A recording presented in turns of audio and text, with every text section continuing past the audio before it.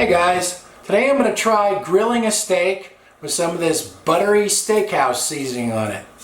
So let's get queuing.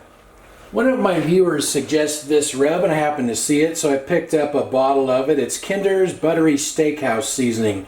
Now this has sea salt, spices, cane sugar, black pepper, garlic, onion, natural flavors, dehydrated butter, whey solids, and guar gum. But dehydrated butter, that sounds kind of interesting. I've never seen that in a seasoning before. What I usually use on steak is just kosher salt and Johnny's seasoned pepper. You guys have seen me use that quite a bit, so I thought I'd change it up here. Now this is a beef rib steak.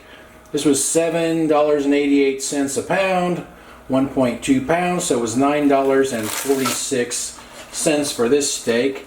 This has a bone in it and looks pretty clean. So what I'm going to do first is rub avocado oil on both sides of it, and that is just to help prevent it from sticking to the grill. My gas grill has a cast iron grill grate on it, but sometimes meat will stick to it a bit, so this will help prevent that, hopefully, and also help the rub stick a little bit better. So we'll just do both sides of the steak with this rub.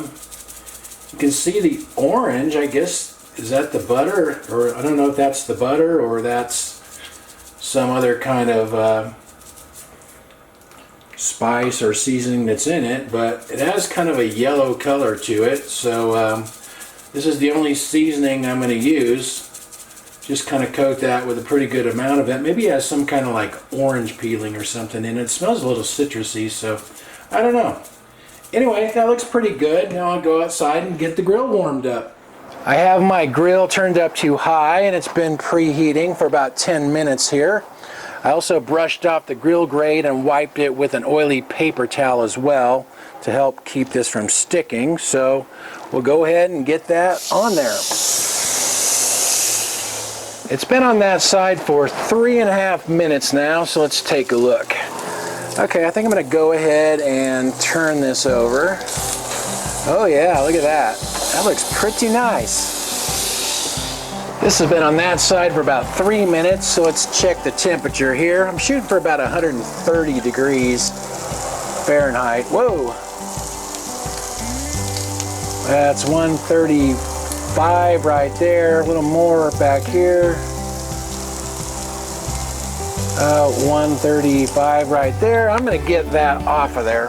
This has been resting for a few minutes and it looks pretty juicy. Let's cut it in half and see what the inside looks like here.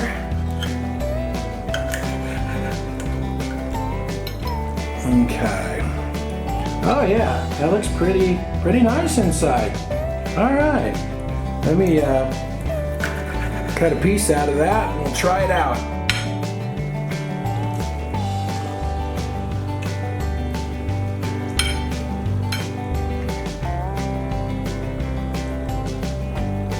That rub is good, pretty flavorful. Yeah, I like that rub. Annie just came in. Let's see what she thinks. Give her a nice little chunk with some fat off the edge here. There you go, Annie.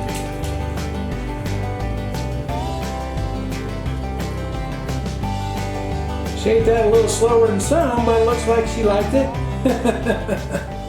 That seasoning is good. I really like it, so I'll probably be using that on a few more things. I'll see if I can find it on Amazon and put the link in the description.